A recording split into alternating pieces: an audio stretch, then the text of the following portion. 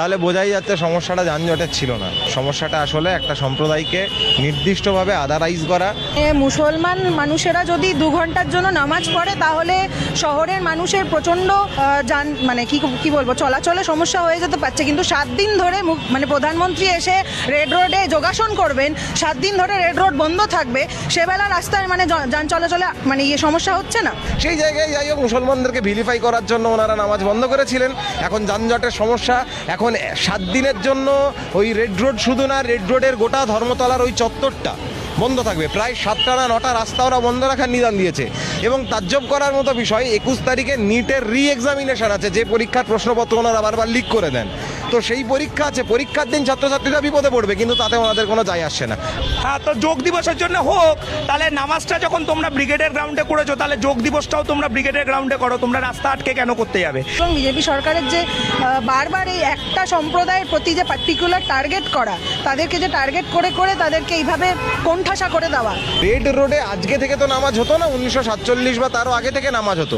এমনকি ভারতবর্ষের স্বাধীনতা সংগ্রামে ভারতের যখন আর কি দ্বিজাতি তত্ত্বের ভিত্তিতে দেশ ভাগ হচ্ছে, যারা ভারতপন্থী মুসলিম ছিল তারা ওই শহীদ মিনার ময়দানে আগে ওই সংঘবদ্ধভাবে নামাজ হতো, সেখান থেকে সরে এসে ভারতপন্থী মুসলমানরা ঠিক করলো তারা রেড রোডে নামাজ পড়বে। তার মানে ভারত পাকিস্তান বিভাজনের সময় একটা ইন্টিগ্রেটেড ভারতবর্ষ, একটা সর্বধর্ম সমন্বয়ের ভারতবর্ষ, একটা সেকিউলার ভারতবর্ষ, একটা বহুত্বের ভারতবর্ষের পক্ষে যে মুসলমানরা দাঁড়িয়েছিল তাদের নামাজের জায়গা ছিল রেড রোড। এইটাই ছিল ওই জায়গায় নামাজের ঐতিহাসিক গুরুত্ব। এখন যাই হোক, সেই সব তো ইতিহাসের তো এনারা ধার ধারেন না, ইতিহাসটাকে একেবারে নষ্ট করে দিতে চান। রাস্তাটা সমস্ত মানুষের, এই রাজপথ সমস্ত মানুষের জন্যেই রাজপথ খোলা রাখা দরকার আছে।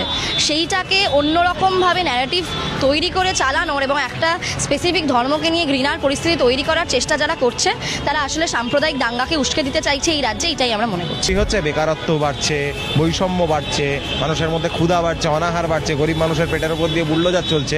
এই ক্ষোভটাকে একটা অন্য দিকে চালিত করতে হবে, এটাই বিজেপি RSS এর একেবারে পলিটিক্যাল ব্লুপ্রিন্ট। সেই জায়গা থেকে সেটা তারা মুসলমানদের দিকে ঘুরিয়ে দিতে চায়, দেশের সিংহভাগ মানুষের ক্ষোভটাকে মুসলমানদের দিকে নিক্ষিপ্ত করতে চায়। সেই জন্য মুসলমানদের নিয়ে নানা প্রকার ইস্যু তারা তুলে আনে।